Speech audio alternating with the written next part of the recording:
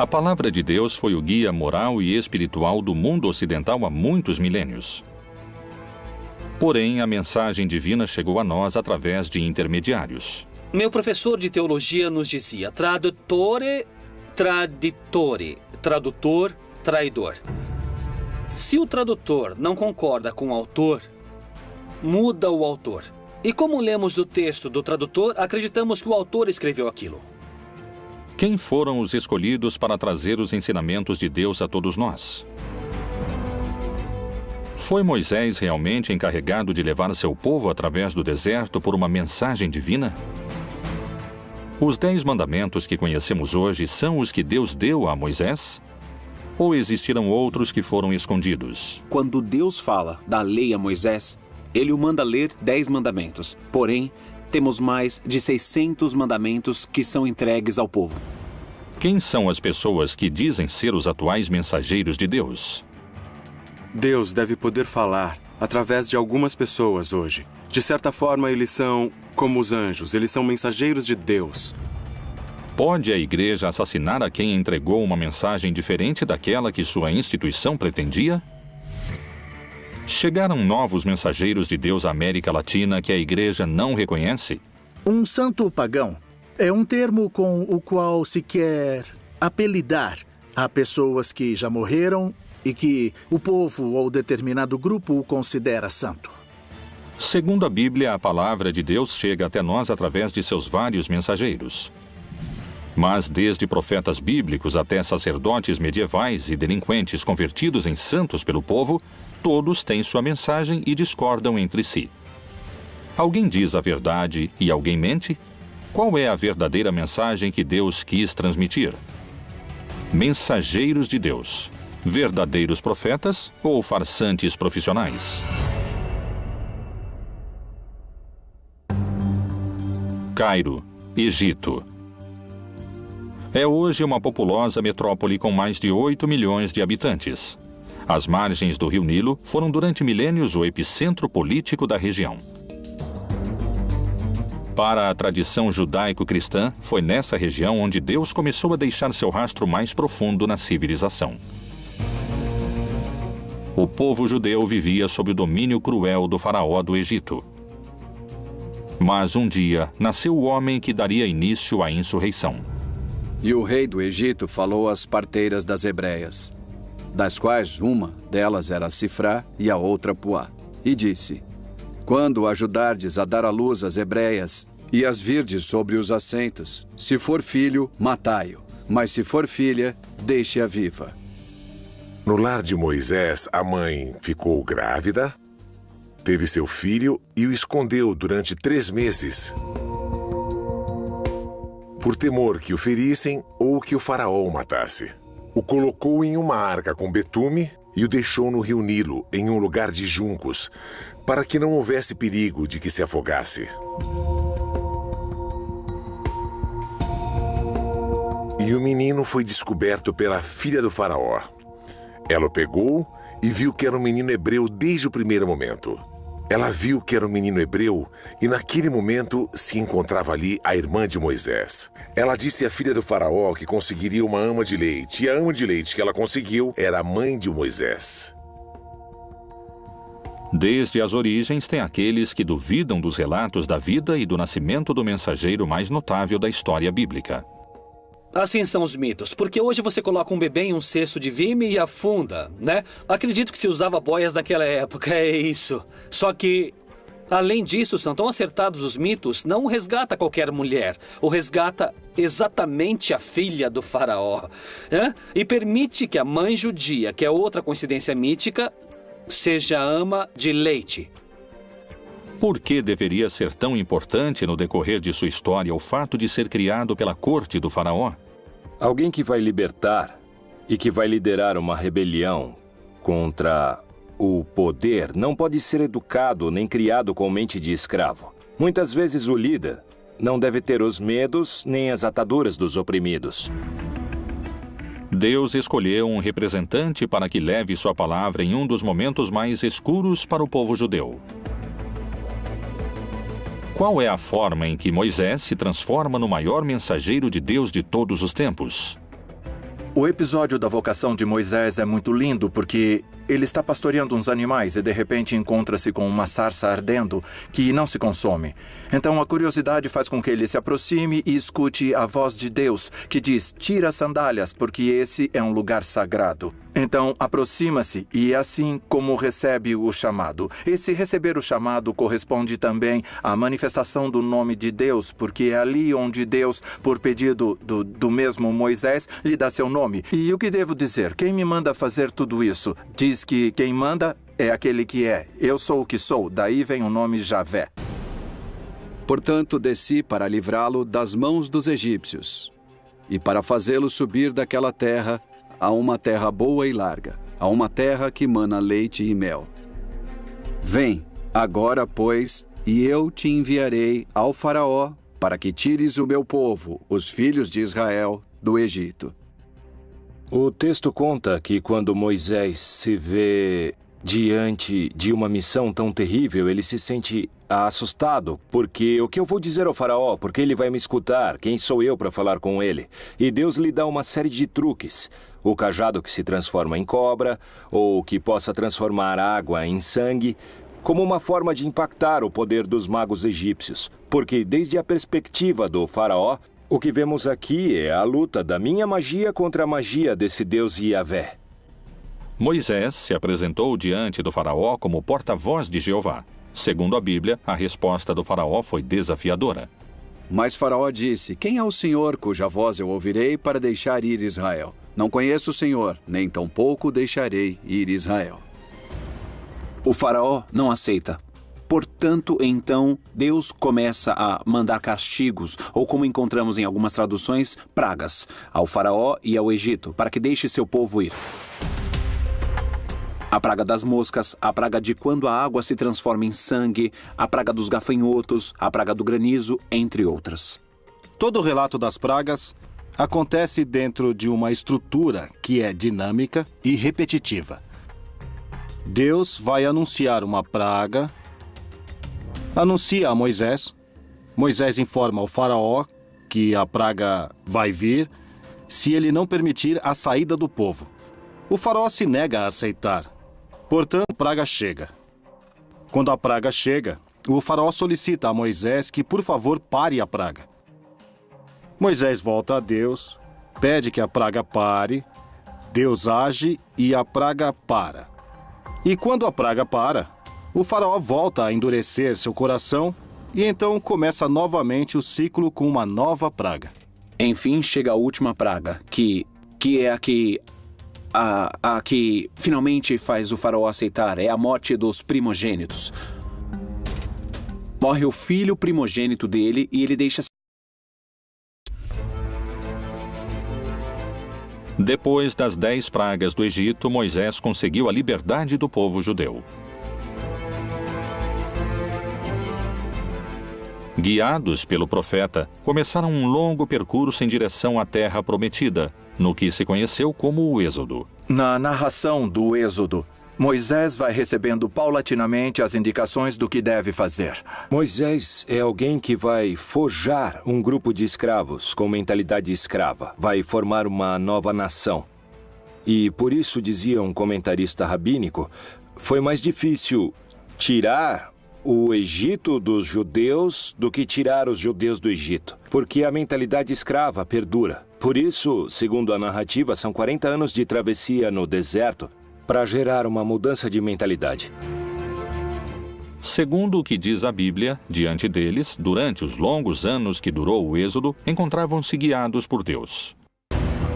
E o Senhor ia adiante deles de dia numa coluna de nuvem para os guiar pelo caminho, e de noite numa coluna de fogo para os iluminar, para que caminhassem de dia e de noite. Guiado pela mão de Deus, o povo judeu tinha se libertado do poderoso faraó. Porém, e apesar da sua ousadia, agora enfrentava a morte e estava sem saída entre as águas do Mar Vermelho e as tropas sedentas de vingança pelas 10 pragas desencadeadas sobre o Egito. Quando o faraó deixou o povo de Israel sair em liberdade, arrependeu-se do que fez e os perseguiu. Quando estava a caminho, chegaram ao Mar Vermelho e aconteceu um milagre que se conhece como aquele em que Deus abriu as águas do Mar Vermelho para que o povo pudesse passar. De que forma Moisés poderia abrir as águas do Mar Vermelho? Então disse o Senhor a Moisés: Por que clamas a mim? Dize aos filhos de Israel que marchem. E tu, levanta tua vara e estende a tua mão sobre o mar, e fende-o, para que os filhos de Israel passem pelo meio do mar em seco. Quando o povo terminou de atravessar e chegou na outra margem, o faraó já estava perto deles. E diz o texto bíblico que Deus voltou a fechar ali as águas. Então morreram muitos dos que vinham perseguindo o povo de Israel. O Senhor diz: pega a vara que você traz, pega o cajado que traz, põe o cajado sobre a água e então a água teria se aberto. Em que consiste isso é um grande mistério, também não sabemos, mas algo extraordinário aconteceu a tal ponto que Israel conserva isso como uma das intervenções mais notáveis do Senhor em sua história. Segundo alguns eruditos, nos textos prévios à tradução da Bíblia, não existe nenhuma menção que faça referência ao Mar Vermelho. No lugar dele, menciona-se o Yam Suf. O Yam Suf não é o Mar Vermelho, porque o Mar Vermelho, se nos localizamos na geografia, no mapa da região, é um mar muito profundo e não estava nesse caminho onde moravam os filhos de Israel. O que se chama de Mar de Yam Suf na Bíblia é um mar de junco. Não é um mar, é um lago, salitre pelo seu contato com o mar, que está situado na zona onde eles estão. É muito mais coerente, mais lógico, em todos os pontos de vista. Então, sempre que eu falo do Mar Vermelho, eu falo do Mar das Canas, ou do Mar de Junco. Moisés atravessa com seu povo as águas, e assim é que contam os textos sagrados. Porém, estudos científicos recentemente realizados colocam em dúvida o milagre divino. O mais provável é que estivesse vinculado a um canal muito importante e pode ter sido favorecido por algum regime de ventos relativamente importante. Na Bíblia, há uma passagem do Êxodo que serviu como guia para este estudo científico. E então Moisés estendeu a sua mão sobre o mar, e o Senhor fez retirar o mar por um forte vento oriental toda aquela noite. E o mar tornou-se em seco, e as águas foram partidas. As pessoas puderam atravessar o Mar Vermelho, provavelmente numa zona muito próxima da costa, nunca pelo centro do Mar Vermelho, onde seria improvável que tivesse uma abertura, mesmo se tivesse muito vento. Se foi um fenômeno natural, então Moisés não falou com Deus? Sem dúvida, Moisés é um escolhido, um dos escolhidos mais claros, um grande caudilho escolhido pelo Senhor a realizar essa tarefa de mediação. Primeiro, na negociação com Faraó e depois de guiar o povo, tanto para atravessar o Mar Vermelho quanto na chegada à Terra Prometida, embora ele mesmo não entre na Terra Prometida. Claramente é um escolhido do Senhor para cumprir a missão. Aceitar a historicidade ou não nos relatos do Êxodo se torna um problema de fé. Novas leituras sobre o Antigo Testamento abrem dúvidas a eruditos e estudiosos sobre a forma em que Deus apresentou os 10 mandamentos a Moisés. Foi realmente Deus quem os ditou a Moisés? Ou são uma construção das autoridades judias da época? Existiram mais mandamentos secretos que quiseram ocultar? São reais os 10 mandamentos? Ou, como alguns afirmam, podem ser as 10 maiores mentiras da história?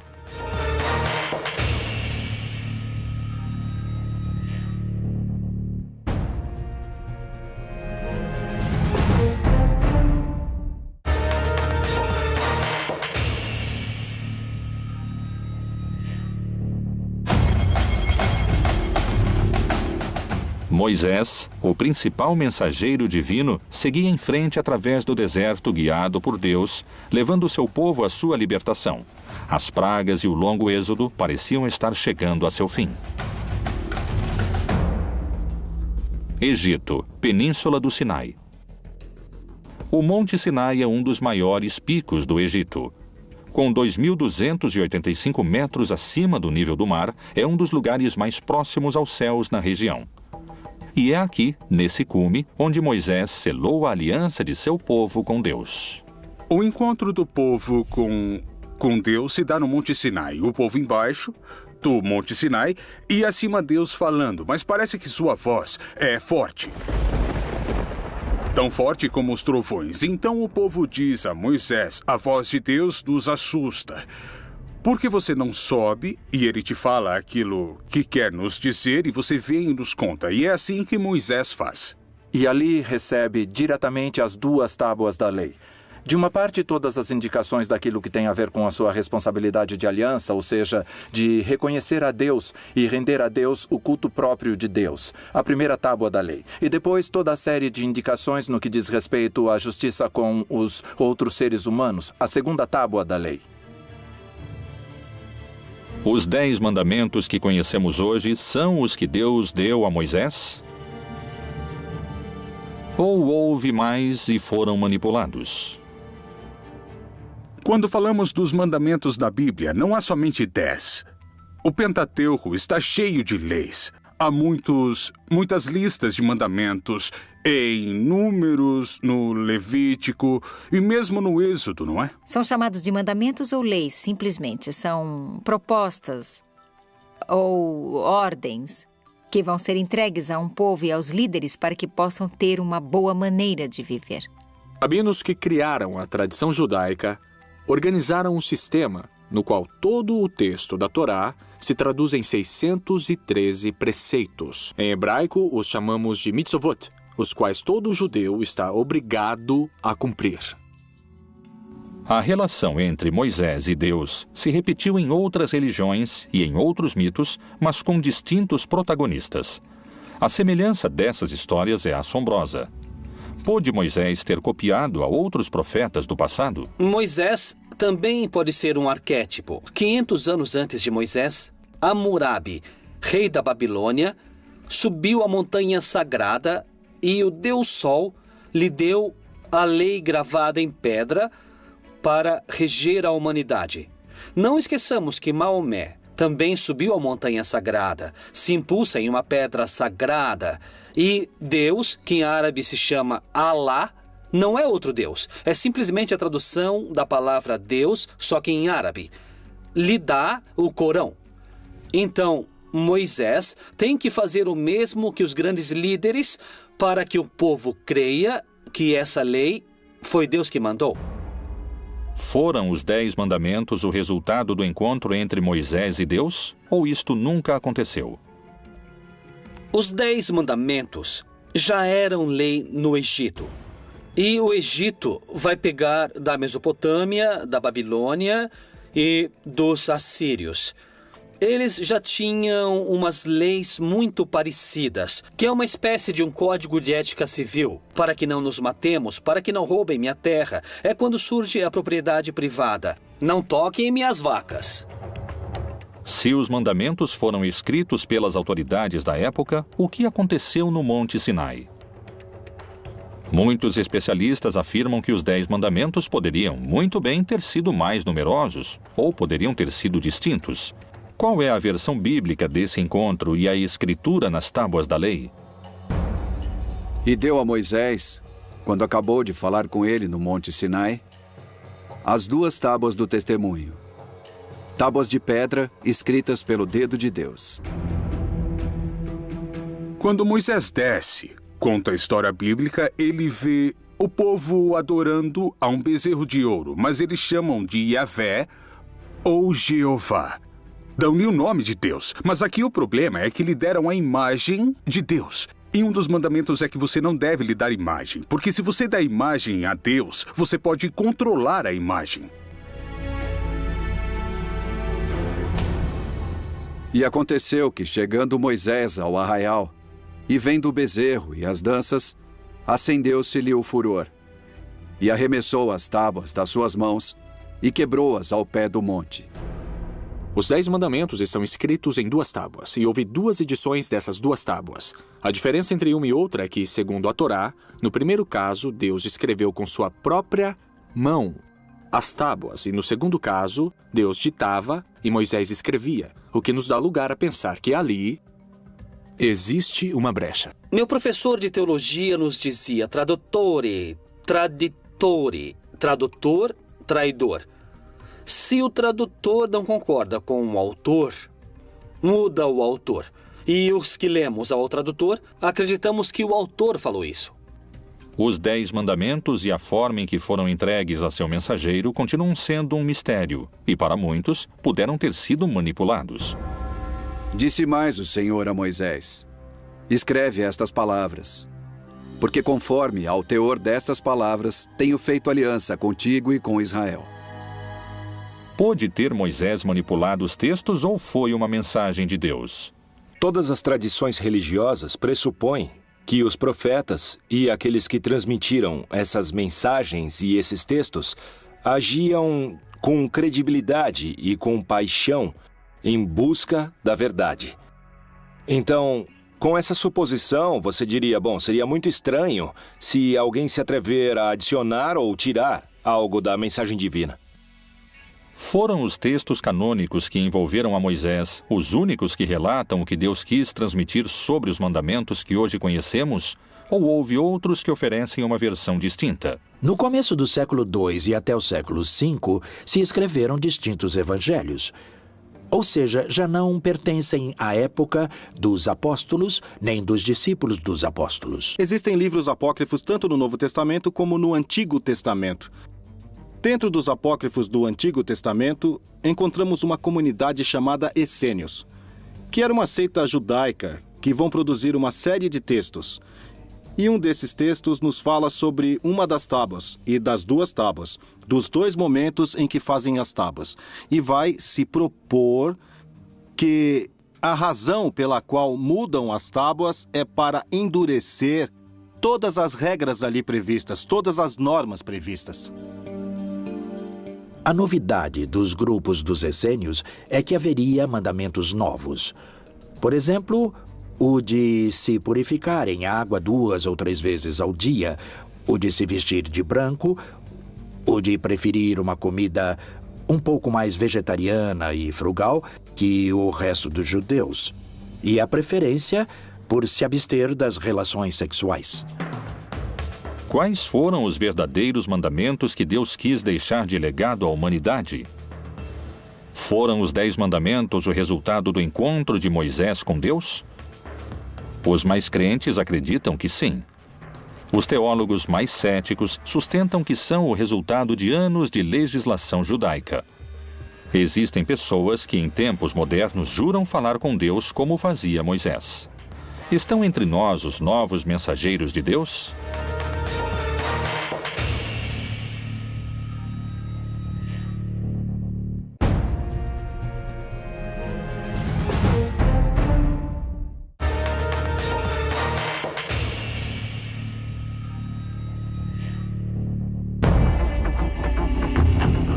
O encontro de Deus com Moisés, onde ele recebe os 10 mandamentos, continua sendo motivo de debate. Durante muitos anos, a Igreja tem tido distintos profetas que levaram a palavra bíblica. E muitos acreditam que as mensagens de Deus seguem, não se calaram. Especialmente na América Latina. Em Centeno, Santa Fé, na República Argentina, está localizado o Santuário de Maria Rosa Mística. Um lugar onde uma mulher, Maria José Reynoso, diz se encontrar com a Virgem Maria. Em 1999, apareceu para mim a mãe. É assim que eu chamo a Virgem. Eu a chamo de mãe. Eu estava rezando. Ela apareceu no corredor e me assustou, mas era algo tão divino, algo tão grande. Eu pensei que seria só daquela vez e nunca mais. Porém, não foi assim. Parece que eu devia me preparar. E foi assim, porque em 6 de abril de 2010, eu estava rezando. E ao pé da cama, ela apareceu para mim, com seus braços estendidos. E eu digo que ela jogava purpurina e o padre Benjamin me disse que não, que são bênçãos que ela derramava. Quais foram as mensagens que Maria José assegura ter recebido diretamente da Virgem? Ela me pede que vá buscar uma imagem na paróquia. Eu comento isso com o padre Benjamin Ele vai à busca e me diz: é essa? Sim, eu digo. Ela pede que eu reze todos os dias o Santo Rosário e que fale sobre ela. Cada final de semana, aproximadamente 4.000 pessoas se reúnem e peregrinam para receber o que dizem que é a mensagem da Virgem através de Maria José. Maria José chega a muitos fiéis e por distintas vias. Há muita gente que a conhece e não foi na missão. Estando no meio dos peregrinos, Maria José parece demonstrar um poder sobrenatural quando toca na cabeça das pessoas. Tem a capacidade de desfalecer a quem participa da procissão. O que é que experimentam seus seguidores que asseguram não serem os mesmos depois da imposição das mãos? Senti uma paz, um descanso. Sai toda essa angústia que você tem dentro. Alguma coisa muito especial e sempre vou continuar seguindo ela, porque é uma experiência muito bonita que enche de paz e nada mais, meu amigo. O ano passado, a minha irmã ficou doente e me pediu um favor que a acompanhasse para ver a Maria José. Eu disse que não queria, porque não acreditava em Deus, porque não acreditava na Virgem, não acreditava em ninguém. Fiquei na fila para minha irmã. E a primeira que caiu fui eu. São realmente milagres? Ou estamos diante de uma sugestão coletiva? Acredito que todos os grupos religiosos e místicos que desenvolveram distintas práticas espirituais ao longo da história incorreram em práticas deliberadamente que favorecem a formação dos estados de consciência pouco habituais ou também pouco raros. Porque surgirão falsos cristos e falsos profetas. Farão tão grandes sinais e prodígios que, se possível fora, enganariam até os escolhidos. Como e por que assegura Maria José ter esses poderes curadores? A mãe me diz em uma mensagem: aquilo que tocar sua mão tocará a minha. Ela, ao longo dos 5 anos, foi me ensinando, foi me moldando. No começo rezávamos o Santo Rosário somente. Até que um dia ela me disse o que ia acontecer. Que eu ia tocar as pessoas através dela e que iam cair em um descanso. Esse descanso se chama Descanso do Espírito, onde a mãe vai cuidando de cada um deles, segundo as necessidades. Segundo o que contam no hermético círculo que rodeia a Maria José Reynoso, as mensagens da Virgem continuaram chegando. A mãe aparece segundo as necessidades. Eu posso estar sozinha, posso estar em uma reunião, posso estar, inclusive, nos lugares mais insólitos. Quando ela precisa, ela aparece. Às vezes ela não aparece, eu não posso vê-la. Mas sim, eu a escuto. É assim que é a nossa mãezinha do céu. As mensagens que transmite Maria José são a palavra de Deus através da Virgem? Ou são a voz de alguém que se alucina para fazer contato divino? O que acontece com os outros mensageiros latino-americanos? Colômbia, Bogotá. Maria Francia, uma humilde mulher do departamento de Caldas, assegura ser a escolhida para transmitir as mensagens e a missão que Deus lhe encomenda. A primeira mensagem do céu que recebi foi através da minha irmã que faleceu há 33 anos. Foi ela quem me disse que em breve o céu me daria uma missão e me daria liberdade para decidir se aceitava ou não. Se eu decidir aceitar a missão, o prêmio que me esperava era este. Então ela segura minha mão e me leva por todo o céu umas 4 ou 5 horas. E eu queria ficar ali, porque era uma mulher muito doente. Muito, muito doente. Eu disse à minha irmã que queria ficar no céu, que queria ficar ali junto com ela. Ela me disse que não.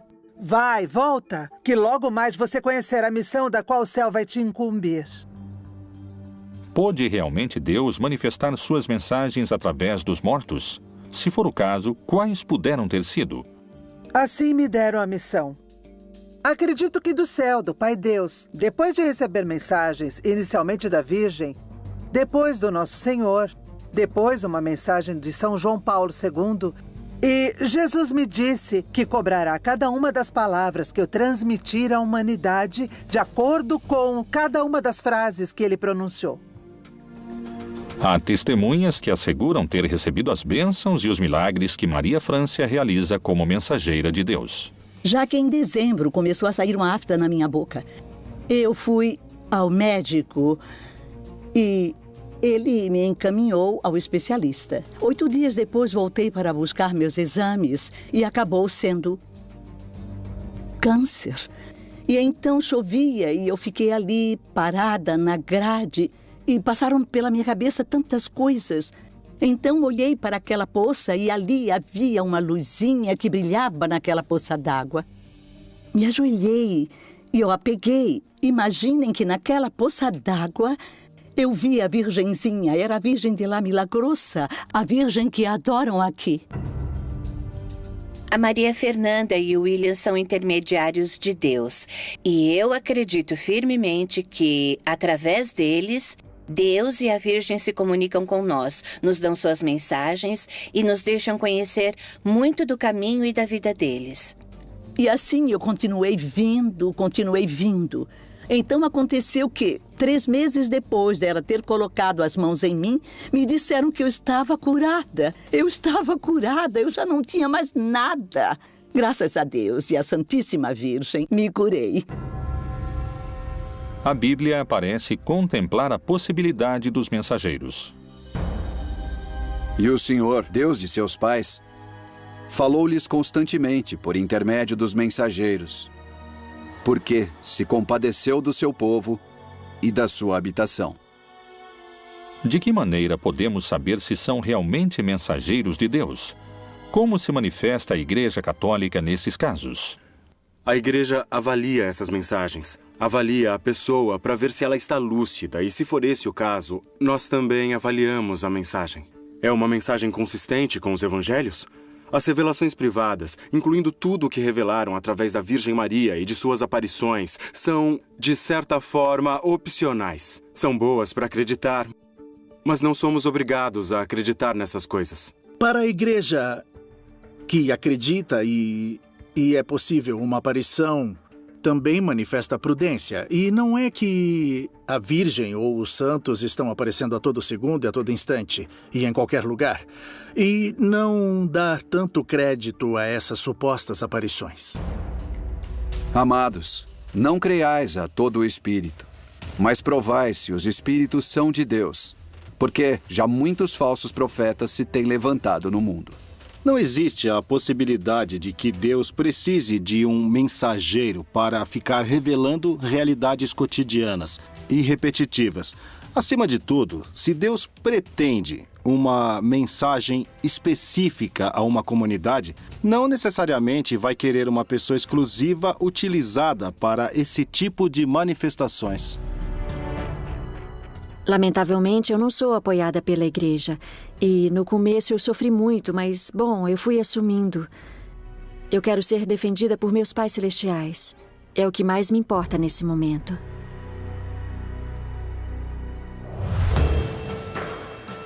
Os supostos porta-vozes de Deus propagam sua influência. Poderia ser que mude a mensagem de Deus para seu próprio benefício? Sofreram perseguições aqueles que tentaram mostrar ao mundo outra interpretação da Bíblia? Estão manchadas de sangue as mãos da igreja? Existiriam crimes que querem esconder?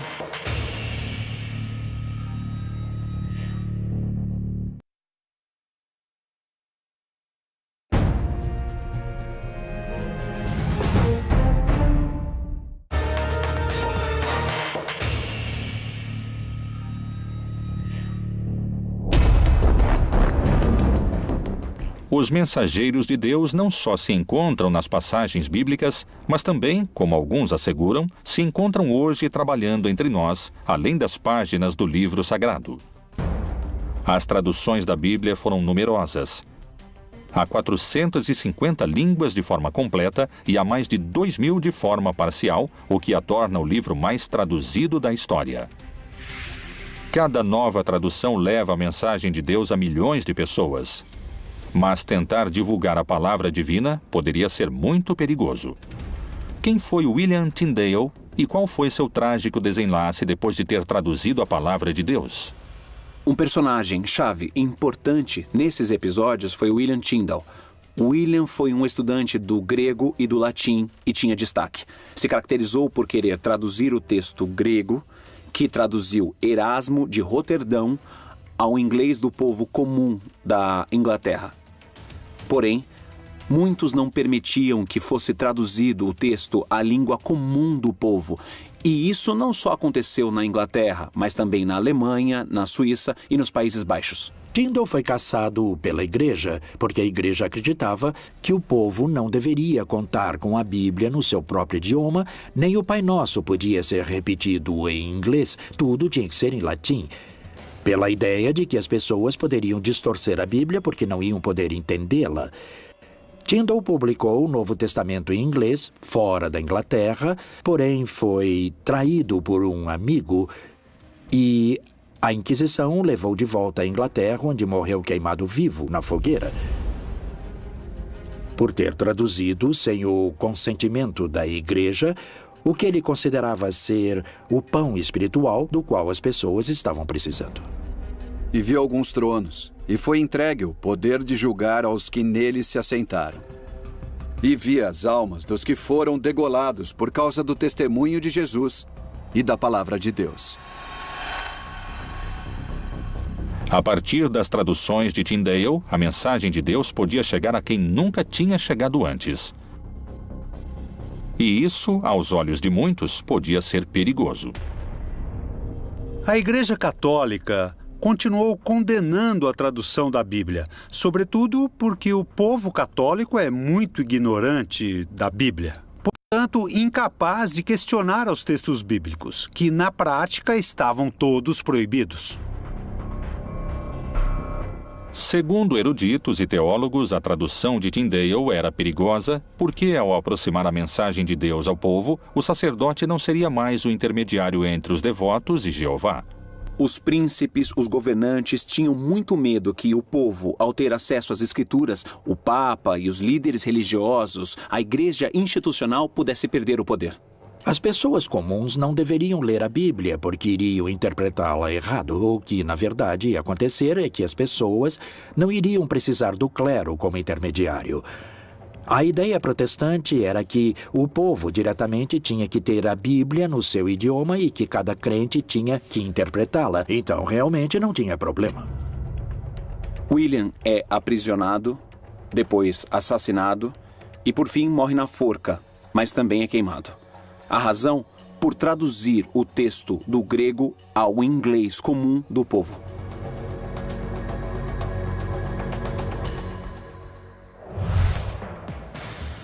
Segundo peritos, são tantos os intérpretes e as mensagens que a mensagem de Deus começa a ficar confusa. Poderia ser esse um dos motivos pelos quais muitas pessoas se inclinam a acreditar nos santos populares? Qual a diferença entre os santos e os aceitos pela igreja? Falar em mensageiros de Deus não pode se limitar à Bíblia e ao cristianismo. Criminosos, ladrões e assassinos que hoje muitos consideram como os verdadeiros mensageiros de Deus.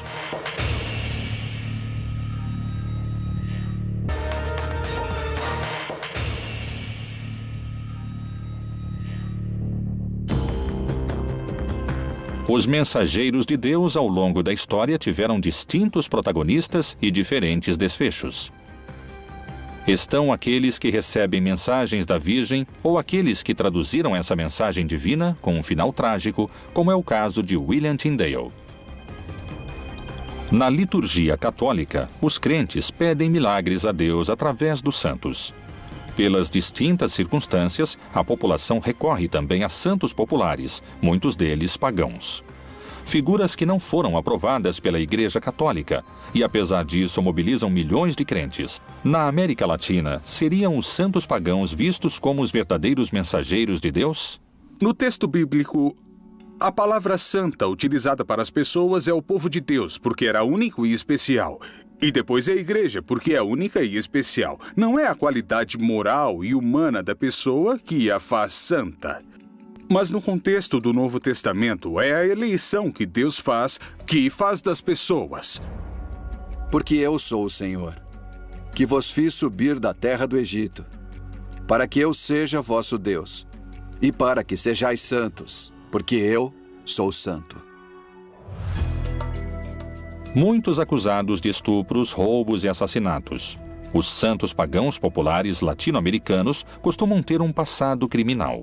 O santo dos narcotraficantes, o santo dos ladrões e etc., não seriam os mensageiros de Deus. Primeiro, nem sabemos se existiram.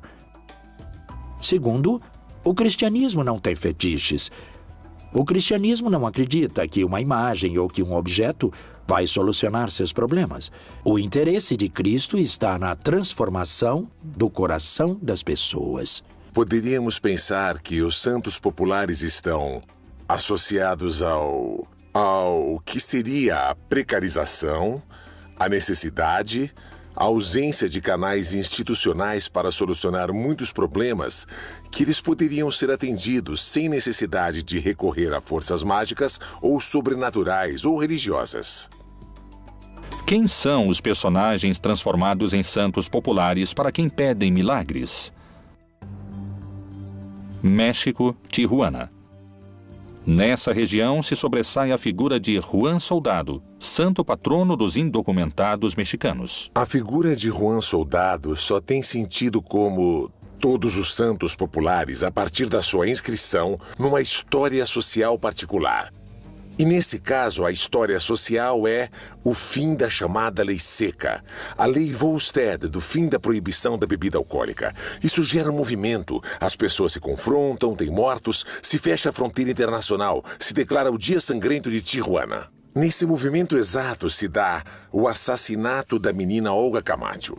As pessoas vão tentar linchar o suposto responsável, Juan Castillo Morales, que foi acusado e, em uma situação sumamente irregular, se faz justiça.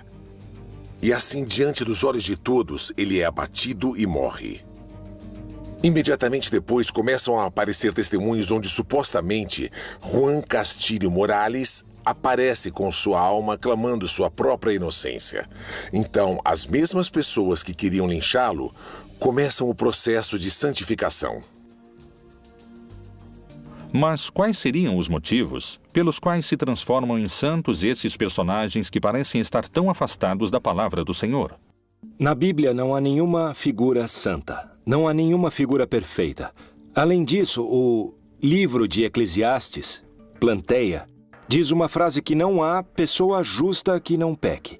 E nós vemos os defeitos de Abrão, de Moisés, de cada uma das figuras mais sagradas. São seres humanos que, na sua procura por se encontrar com Deus, por cumprir sua missão com seu destino, tropeçam, caem e encontram o seu lugar no mundo. Outro dos santos pagãos mais populares é conhecido como Santa Muerte. A origem dessa crença data da época pré-hispânica e está relacionada com os deuses astecas e maias. Por que aquelas pessoas que vivem vidas marcadas pela violência veneram a esse santo pagão? O culto a Santa Muerte nasce de uma contínua exposição a perder a vida. Pensa-se que o dono da vida é a morte. Então eu o adoro, eu lhe peço para não perder a vida em um contexto de violência e de morte. O culto à Santa Morte é um culto onde se misturam cultos típicos da violenta realidade carcerária que tem a ver com a manipulação de ossos, de cadáveres em determinados momentos rituais. Essas pessoas que provêm de setores populares levam a religiosidade dos setores populares também às cadeias. E nas cadeias se mistura com outro elemento também importante, que é o elemento da violência. E para fazer a diferença entre o santo e o profano, e entre o imundo e o limpo. A Santa Muerte é um culto aberrante e contraditório desde o ponto de vista católico. Não só não são mensageiros de Deus, são um perigo para quem entra nessas práticas e para quem se incorpora às filas dessas pseudo-religiões. Por que esses santos são venerados cada dia por mais pessoas se seu passado se relaciona com a violência e a morte? Os santos pagãos respondem a essas necessidades específicas das pessoas porque sempre há pobreza, sempre houve injustiça econômica. em todos os povos. Então, esses personagens e esses outros líderes alternativos vão dizer: venham, há um lugar para vocês se nas suas igrejas, nos seus governos e nas suas sociedades e nas suas famílias não aceitam vocês, nós sim aceitamos. E é claro que as pessoas vão responder a isso. Ocupariam os santos pagãos lugares de contenção que outras instituições não souberam atender? Seria essa uma forma plebeia e rebelde de se comunicar com Deus, na qual o povo estabelece seus próprios mensageiros?